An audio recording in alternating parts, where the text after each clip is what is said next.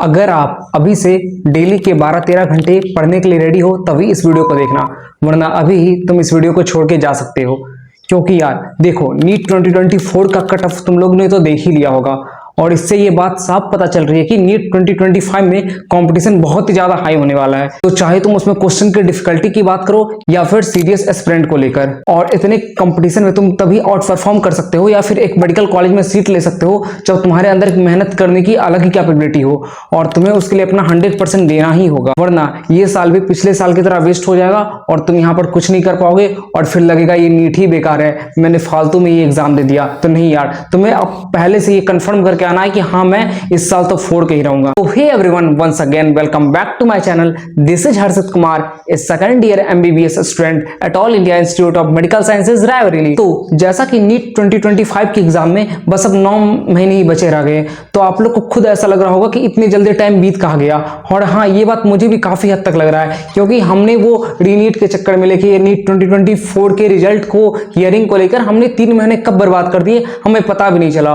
और honourable supreme court ने decision क्या लिया, कुछ निकला ही नहीं डिसीजन। तो वो 3 मंथ तो यार वेस्ट हो गए। तो अब तुम और ज्यादा इंतजार नहीं कर सकते कि हाँ मैं कब स्टार्ट करूं, कब प्रिपेयर करूं, कहां से स्टार्ट करूं। नहीं, अब तुमको डिसीजन लेना ही पड़ेगा और तुमको स्टार्ट करना ही होगा, चाहे कुछ भी क्यों ना हो जाए। देखो, स्ट्रैटेजी बता देने से पहले मैं आप लोगों को कुछ बेसिक चीजों के बारे में बता देना चाहता हूं, क्योंकि मैंने ये देखा है कि मोस्टली स्टूडेंट को इस चीज का आइडिया नहीं रहता और वो जब अपनी प्रिपरेशन स्टार्ट करते हैं तो वो मेरे से 2-3 महीने बाद आके मिलते हैं, भैया मैंने ये गलती कर दी, अब मैं क्या करूं। तो अगर तुम्हें ये पहले से पता होगा कि मैंने अगर ये गलती की तो मेरा सिलेक्शन नहीं होगा, तो तुम अवेयर रहोगे अपने आप में और तुम वो मिस्टेक नहीं करोगे। तो इसलिए इसके बारे में जान लो, जिसमें से सबसे पहला ये है कि बैकलॉग को कभी बनने मत देना।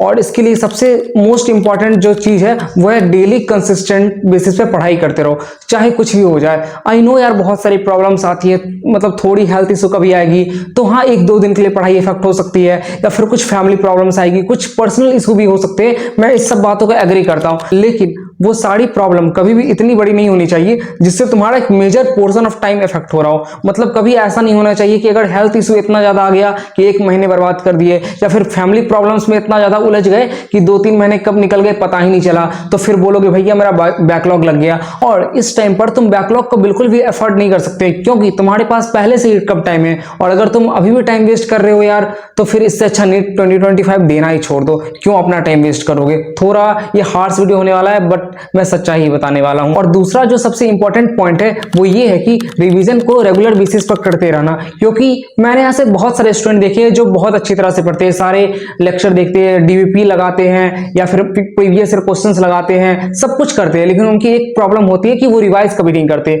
और जब लास्ट टाइम आता है, मॉक टेस्ट का टाइम आता है, तब बोलते भैया मैंने काइनेमेटिक्स पढ़ा तो था, लेकिन वो मैंने 6 महीने पहले पढ़ा था और वो मुझे भी बिल्कुल याद नहीं है। या फिर मैंने सेल चैप्टर पढ़ा था, सेल डिवीजन पढ़ा था, लेकिन उसको पढ़े हुए 3 महीने हो गए और मुझे भी कुछ याद ही नहीं आ रहा। तो प्लीज अगर तुम लोग उस सिचुएशन से बचना चाहते हो ना, तो तुमको पहले से उसके लिए प्रिपेयर करके रखना होगा और डेली के 1-2 घंटे रिवीजन में तुम देना।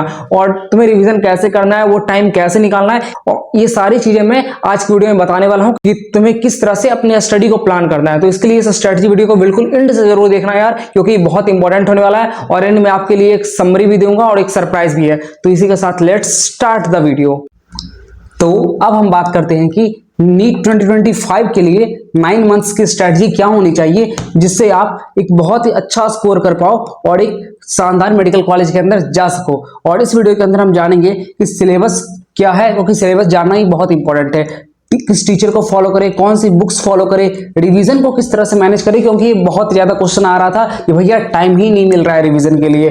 या फिर बैकलॉग को कैसे मैनेज करें अगर बैकलॉग तुम्हारा बन चुका है तो, या फिर क्वेश्चन प्रैक्टिस कहां से करें और कितनी क्वेश्चन प्रैक्टिस करें, और उसके साथ ही मॉक टेस्ट कहां से दे, कौन सा मॉक टेस्ट बेस्ट रहेगा, और उसके साथ ही बहुत सारी चीजों का इस वीडियो के अंदर हम आज डिस्कस करने वाले। तो मेक श्योर दैट कि आप इस वीडियो को एंड तक जरूर देखना और ट्राई करना कि वीडियो का एक भी पार्ट स्किप ना हो पाए। तो इसी के साथ लेट्स स्टार्ट द वीडियो। तो देखो, सबसे पहले पार्ट की ओर आते हैं, वो है हमारा सिलेबस। तो सिलेबस क्या है, देखो सबसे ज्यादा क्वेश्चन जो मुझे पूछा जा रहा है ना, बोल रहे भैया विच वन टू वाई, क्या खरीदूं, ओल्ड एनसीईआरटी खरीदूं या न्यू एनसीईआरटी खरीदूं, ये सबसे ज्यादा डाउट है। तो मेरा मानो तो तुम न्यू एनसीईआरटी ही खरीद लो, क्योंकि तुमने ये देख ही लिया होगा कि इस बार जो नीट 2024 में जो फिजिक्स का क्वेश्चन आया था उसका जो आंसर था वो न्यू एनसीईआरटी के अकॉर्डिंग ही सही माना गया था। तो अगर इन फ्यूचर कोई कंट्रोवर्शियल क्वेश्चन आता है तो न्यू एनसीईआरटी को ही करेक्ट माना जाएगा। तो तुम्हें भी न्यू एनसीईआरटी को ही बिल्कुल लाइन टू लाइन फॉलो कर लेना है और रट लेना है। लेकिन कुछ टॉपिक्स ऐसे हैं जो कि न्यू एनसीईआरटी में नहीं दिए गए हैं लेकिन नीट के सिलेबस में है, तो उसे तुम्हें क्या करना है, उस टॉपिक को तुम्हें जरूर से कर लेना है, बाहर से पढ़ लेना है। वो टॉपिक कौन से, पी ब्लॉक हो गया, प्रैक्टिकल केमिस्ट्री हो गई, कॉकरोच हो गई, ये सारी चीजें और भी कुछ है। तो ये सारी चीज मैं अपने टेलीग्राम चैनल पे अपलोड कर दिया हूं, तो तुम लोग मेरे चैनल पे जाकर आराम से इन सारे टॉपिक को पढ़ सकते हो। ज्यादा इधर उधर भटकने की जरूरत नहीं है कि कहां से पढ़ना है नहीं पढ़ना है, परेशान बिल्कुल मत होना। टेलीग्राम पे जाना, ये सारी चीजें आराम से मिल जाएगी और टेलीग्राम चैनल का लिंक डिस्क्रिप्शन में है मेरा। और इस साल तुम्हारे पास एक बहुत ही बड़ा एडवांटेज है, और वो एडवांटेज क्या है, सिलेबस का एडवांटेज। वैसे तो हर साल 98 चैप्टर्स होते थे, लेकिन इस साल ओनली एंड ओनली 79 चैप्टर्स है। इस कारण से तुम कम समय के अंदर भी सिलेबस को कंप्लीट कर सकते हो और एक अच्छा स्कोर भी कर सकते हो। क्यों? क्योंकि अगर तुम कम टाइम में सिलेबस कंप्लीट कर लिए ना, क्योंकि तब तुम्हारे पास रिवीजन का बहुत ज्यादा टाइम बचेगा, और जब रिवीजन ज्यादा करोगे तो स्कोर तो अपने आप ज्यादा आएगा ही आएगा। तो अब बात करते हैं सबसे मोस्ट इंपॉर्टेंट पॉइंट की, और वो है कि daily read biology, physics and chemistry. मतलब तुम्हें तीनों सब्जेक्ट को डेली पढ़ना है। ऐसा कभी मत करना यार कि एक दिन के अंदर बस एक ही सब्जेक्ट तुम पढ़ रहे हो, क्योंकि जब भी आप एक दिन के अंदर एक सब्जेक्ट को पढ़ोगे ना, तब ऐसा होगा कि आपका पूरा कंसंट्रेशन बस एक सब्जेक्ट के ऊपर चला जाएगा और तुम दूसरे सब्जेक्ट को पूरी तरह से भूल जाओगे, और ये बिल्कुल ही बेकार मेथड होता है पढ़ने का। तो प्लीज ऐसा तो मत ही करना। और not give equal time to all subject, सारे सब्जेक्ट को एक जैसे टाइम देने की बिल्कुल जरूरत नहीं है।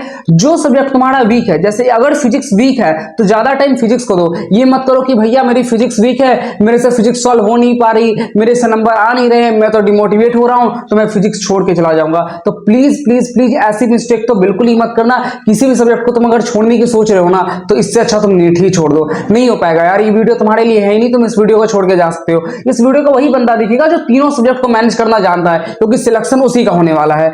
और डेली तुम्हें स्टडी करनी पड़ेगी, वो कितने 12 घंटे की स्टडी करनी पड़ेगी। उसमें से बायोलॉजी 3 आवर ले लो, फिजिक्स 5 आवर ले लो और केमिस्ट्री 4 घंटे ले लो। ये मैंने एक रफ आइडिया बता दिया कि मतलब मोस्टली ऐसे स्टूडेंट को मैनेज करना चाहिए, क्योंकि फिजिक्स मोस्टली स्टूडेंट की वीक होती है, और अगर तुम्हारी बायो वीक है तो बायो को ज्यादा टाइम तुम दे सकते हो। और अब बात करते हैं कि सब्जेक्ट वाइज स्ट्रैटेजी क्या होनी चाहिए। तो देखो, अगर बायो की बात करें तो बायो में टोटल कितने चैप्टर्स आ रहे हैं, 21 चैप्टर्स आ रहे हैं। तो तुम्हें क्या करना है ना, बायो में बस वन शॉट ही देखना है, वन शॉट देखना है, और नोट्स तो बिल्कुल भी नहीं बनाने। इस चीज को याद रखना, no need to make notes, बस वन शॉट देखो, एनसीईआरटी खोल के रखो, जो जो सर बता रहे होंगे उस पॉइंट को हाईलाइट करते जाना। कुछ एक्स्ट्रा अगर बता रहे होंगे, कुछ एक्स्ट्रा समझा रहे होंगे, तो उसको भी एनसीईआरटी के बगल में ही लिख देना। ऐसा भी तुम्हारे पास बिल्कुल टाइम नहीं है कि तुम नोट्स लेके नोट्स बना रहे हो या फिर डायग्राम्स बना रहे हो, नहीं, बिल्कुल भी नहीं, वो तुम्हारा टाइम फालतू में ले लेगा। बस कुछ चैप्टर्स जो है, जो सारे कंसेप्चुअल चैप्टर्स लाइक जेनेटिक्स हो गई, बायोटेक हो गया, रिस्पिरेशन, फोटोसिंथेसिस, आप इन सब में नोट्स बना सकते हो। अगर आपको डिफिकल्ट लग रहा होगा तो ही मैं बोल रहा हूं, अगर आप पहली बार पढ़ रहे हो। लेकिन अगर आप दूसरी तीसरी बार पढ़ रहे हो तो आई थिंक आपको ये सारी चीजें आती होगी। तो प्लीज नोट्स बनाने में टाइम वेस्ट मत करना।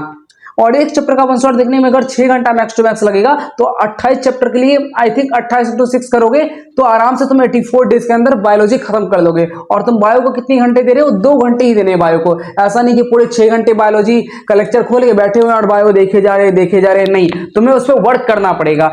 और बचा हुआ जो 1 घंटा है, लाइक 2 घंटे तो आपने लेक्चर देख लिए, बचे हुए 1 घंटे में आपने एमसीक्यू प्रैक्टिस कर लिया और कुछ जो ओल्ड चैप्टर्स थे उसको भी रिवाइज कर लिया। बात करते हैं केमिस्ट्री की। केमिस्ट्री में सबसे मोस्ट जो डाउट आता है वो आता है टीचर्स को, कि भैया किस टीचर को फॉलो करें, समझ में नहीं आ रही, इनऑर्गेनिक समझ में नहीं आ रही, फिजिकल समझ में नहीं आ रही। तो देखो, अगर इनऑर्गेनिक की बात की जाए तो मोहित दधीच सर जो फिजिक्स वाला पढ़े वो काफी अच्छा पढ़ाते हैं, तुम उनको देख सकते हो। या फिर वीटी सर भी काफी अच्छा इनऑर्गेनिक पढ़ाते हैं, तो तुम उसको भी एक बार फॉलो कर सकते हो। ऑर्गेनिक के लिए पंकज सर पता ही होगा, ये नाम तो सबको, और फिजिकल के लिए अमित महाजन सर, ये तीनों बेस्ट टीचर है, तुम इनको आराम से फॉलो कर सकते हो।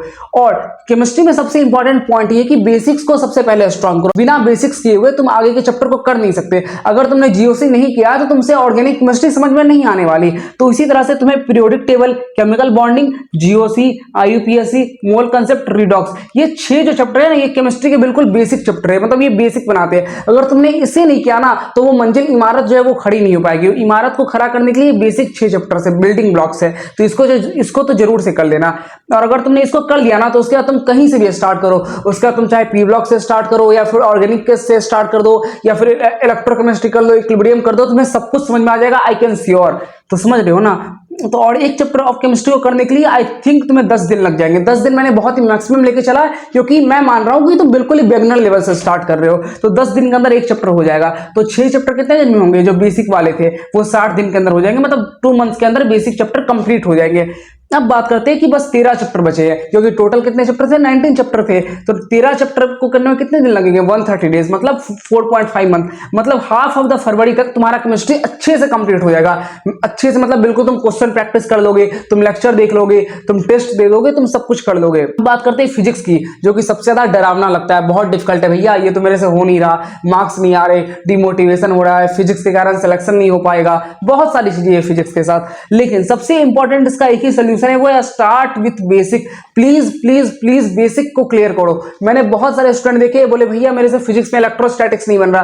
फिर मैं बोलता हूं कौन सा क्वेश्चन नहीं बना, तो बोलते भैया इसमें इलेक्ट्रिक फील्ड और पोटेंशियल का एक क्वेश्चन है, वो मेरे सॉल्व नहीं हो रहा। उसमें क्या करना था? उसमें बस डिफरेंशिएशन करना था। मतलब तुम्हें फिजिक्स से दिक्कत नहीं है, तुम्हें मैथमेटिक्स से दिक्कत है, तुम बात को समझो। तो इसलिए प्लीज बेसिक मैथमेटिक्स को स्ट्रांग करो, जैसे ट्रिगोनोमेट्री हो गई, डिफरेंशिएशन इंटीग्रेशन हो गया, या फिर यूनिट डायमेंशन हो गया, या फिर वेक्टर्स तक भी लोगों को क्लियर नहीं होते, या फिर नॉर्मल मैथमेटिक्स हो गई, लाइक एडिशन सब्ट्रैक्शन, मतलब ये तुमसे बोल दो 13 into 16 करके बता दो विदाउट एनी कैलकुलेशन और यूजिंग पेन और पेंसिल, तो तुम में से मोस्ट ऑफ द लोग शायद नहीं कर पाएंगे। लेकिन तुम्हें आना चाहिए यार ये सब। अगर तुम्हें फास्ट कैलकुलेशन करनी है ना तो तुम्हें ये सब सीखना होगा ही। और उसके साथ एक और इंपॉर्टेंट चीज कि प्लीज क्लास 12th के जो फिजिक्स है ना उस पर ज्यादा फोकस करना as compare to class 11th का फिजिक्स। क्यों ऐसा बोल रहा हूं मैं? क्योंकि थोड़ा सा तो वेटेज इसका ज्यादा होता है और ये थोड़ा आसान क्वेश्चन भी आते हैं।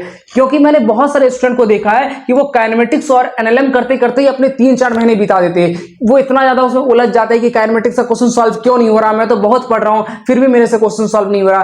तो देखो, किसी भी क्वेश्चन को अपनी ईगो पे नहीं लेना है। होता है यार, कई बार क्वेश्चन सॉल्व नहीं होते, क्वेश्चन का अप्रोच थोड़ी अलग होती है, हम उसको क्लिक नहीं कर पाते हैं, तो कोई बात नहीं, उसको छोड़ दो, आगे बढ़ो। मतलब आगे बढ़ना लाइफ में सीखो, ये नहीं कि वहां पे स्टक हो गए और उस पर ही बार बार किए जा रहे हैं। नहीं, हमें सारे सिलेबस को पहले कंप्लीट करना है, बाद में हमें एडवांस लेवल की चीजें करनी है। इस चीज को अच्छी तरह से याद रखना। और फिजिक्स के लिए मैं तुम्हें एक चीज बताना चाहूंगा कि डिटेल लेक्चर को ही फॉलो करो, मतलब नॉर्मल वन शॉट को तो मत ही देखना मोस्ट प्रोबेबली। अगर तुमसे डिटेल हो पा रहा है तो डिटेल वाला ही करो। और सीक्वेंस इसका क्या होना चाहिए? पहले लेक्चर देखो और लेक्चर के साथ ही नोट्स बनाना, लेक्चर के बाद प्लीज नोट्स मत बनाना यार। और उसके बाद नोट्स रिवाइज करना और उसके क्वेश्चंस को भी लिख लिख के रिवाइज करना, ठीक है। और जब नोट्स रिवाइज कर लोगे उसके बाद डीबीपी या मॉड्यूल सॉल्व करना, उसके बाद पीवाईक्यू सॉल्व करना और उसके बाद इन सारी चीजों का रिविजन करते जाना। ये हो गया तुम्हारा फिजिक्स के लिए। कोई एक्स्ट्रा बुक की बात की जाए तो नहीं, कुछ जरूरत नहीं है। और एनसीईआरटी में अगर बात की जाए तो एनसीईआरटी में बस समरी और पॉइंट्स टू पॉइंटर इतना पढ़ लोगे तो इतना मोर देन सफिशिएंट होने वाला है। और उसके अलावा तुम्हें और करने का मन है तो चैप्टर के इनसाइड के जो सॉल्व्ड एग्जांपल होते हैं ना, तुम उसको कर सकते हो। और अगर तुम्हें और ज्यादा कुछ करना है तो डीसी पांडे को भी सॉल्व कर सकते हो, बट ये एडवाइस मैं जनरली नहीं करता हूं अगर तुम्हारे पास ज्यादा टाइम नहीं है तो। और सबसे बड़ा क्वेश्चन आता है हाउ टू अप्रोच न्यूमेरिकल। अगर तुमको इस चीज का आंसर जानना है तो तुम कमेंट कर देना यार, मैं इसके ऊपर एक वीडियो बना दूंगा। और वो वीडियो मैं दावे के साथ कह सकता हूं कि वो सबसे अच्छा वीडियो होगा पूरे यूट्यूब के ऊपर, क्योंकि मेरी फिजिक्स इतनी वीक थी और मैं उसको इतना स्ट्रांग कर सकता हूं ना यार, तो कोई भी कर सकता है। I can challenge. तो और अगर तुम्हारे पास कोई भी बैकलॉग है तो तुम उसको वन शॉट से कर लेना, क्योंकि उसको जल्दी कंप्लीट करना बहुत इंपॉर्टेंट है। और उस चैप्टर्स के बहुत सारे क्वेश्चन को भी सॉल्व कर देना। और अगर अभी भी तुम्हें कोई भी डाउट आ रहा है तो तुम कमेंट कर सकते हो या फिर मुझे टेलीग्राम या इंस्टाग्राम पर मैसेज कर सकते हो। तो यार यही थी आज की वीडियो में। तो अगर तुम्हें नीट 2025 में एक बहुत ही अच्छा स्कोर करना है तो इस राइट वाली वीडियो पर क्लिक करो। मैं वहां पे मिलता हूं, तब तक के लिए love you all, bye bye.